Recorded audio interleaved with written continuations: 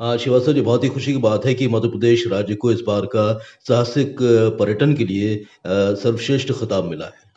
जी, जी। ये सब हमारे मध्य प्रदेश के जो टूरिस्ट डेस्टिनेशंस पे जो अलग-अलग एडवेंचर एक्टिविटीज़ हो रही हैं, उसको रिकॉग्नाइज़ करके भारत की एक जो संस्था है, adventure operators association of India, ये सारे भारत भर के एडवेंचर ऑपरेटर्स की एक संस्था है।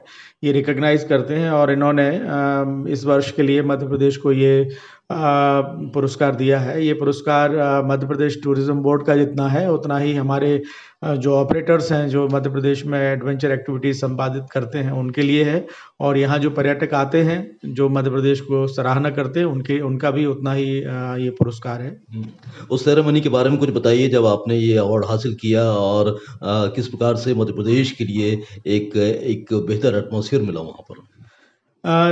एटॉय हर साल अपना कन्वेंशन करते हैं अलग-अलग। जो पिछले साल इन्होंने गुजरात में किया था, इस साल इन्होंने अरुणाचल प्रदेश के तवांग में ये किया, क्योंकि जैसा आप जानते हैं सारे प्रदेश अपने यहाँ एडवेंचर एक्टिविटीज़ को प्रमोट करने के लिए इन लोगों को बुलाते हैं। तो इस बार इनका कन्वेंशन तवांग में हुआ था अरुणाचल प्रदेश के, और वहाँ मध्य प्रदेश को सारे भारत भर के एडवेंचर ऑपरेटर्स, बड़े इन्वेस्टर्स के बीच में ये पुरस्कार मिला।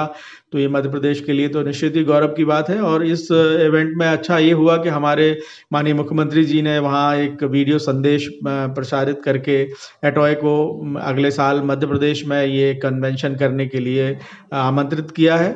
और अगर इस साल 2025 में अगर मध्य प्रदेश में ये आयोजन पूरी संभावना है कि वो यहाँ करेंगे, उससे मध्य प्रदेश में पर्यटन को नई ऊंचाइयाँ मिलेंगी।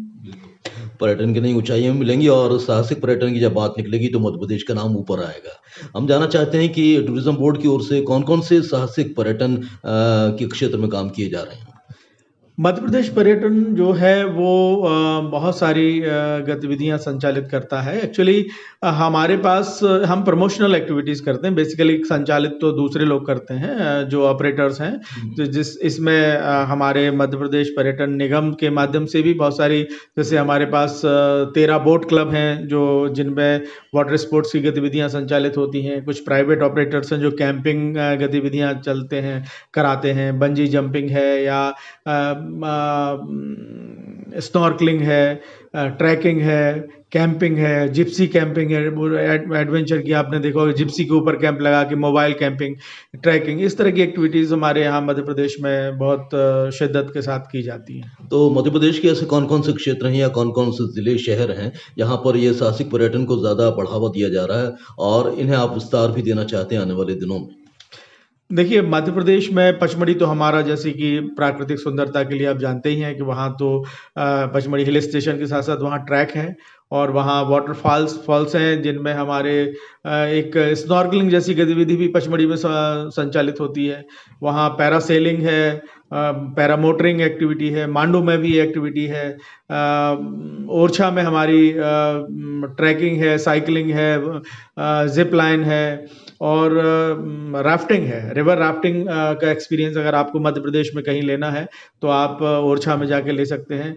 मांडू में हमारी पैरा मोटरिंग होती है। वाटर एक्टिविटीज़ तो मैंने जैसे बताया कि हमारे 13 जो बोट क्लब्स हैं, उनमें सारी जगह होती है। इसके अलावा प्राइवेट बोट क्लब्स भी हैं, बहुत सारे लोग बाग निजी स्तर पे भी ये वाटर स्पोर्ट्स एक्टिविटीज़ कराते हैं, जिनको मध्य प्रदेश पर्यटन से हम लोग उन्हें लाइसेंस देते हैं। तो हमारी एक तरह से रेगुलेटरी अथॉरिटी उसके लिए मध्य प्रदेश पर्यटन बोर्ड है, और हम प्राइवेट ऑपरेटर्स को भी इस तरह के लाइसेंस देते हैं। तो अभी हम पचमढ़ी में रॉक क्लाइंबिंग चैलेंज भी कराने वाले हैं, अभी 9 तारीख से, 9 जनवरी से 19 जनवरी तक। तो ये, और बाइकिंग इवेंट हम मध्य प्रदेश में बहुत प्रमोट कर रहे हैं, जिनमें एक राइडर्स इन द वाइल्ड है, जो पूरे हमारे नेशनल पार्क को कवर करते हुए बाइकर्स का एक ट्रुप जाता है, करीब 25 से 30 बाइकर्स हैं।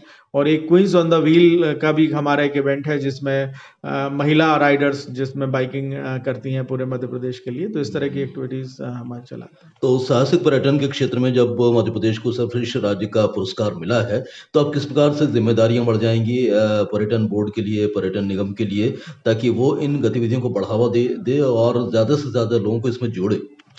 देखिए, जैसे ही जब आपको पुरस्कार मिलते हैं, तो इसका मतलब है कि आपने कुछ अच्छा किया है, तो उसके बाद लोगों की नज़रें जब यहाँ पड़ती हैं, तो हमें हमारे जो इवेंट्स हैं, उनमें सबसे ज़्यादा साहसिक पर्यटन में पर्यटकों की सुरक्षा के मानदंड बहुत इम्पोर्टेंट हैं। तो उसमें जो भी हम गियर्स यूज़ करते हैं या जो हमारे नॉर्म्स हैं, जो हमारे स्टैंडर्ड हैं, वो इंटरनेशनल लेवल के होने चाहिए, क्योंकि जो एटॉय जैसी संस्था जो कन्वेंशन करते हैं, उसमें ना केवल देश के बल्कि विदेशों से भी लोग बाग आते हैं।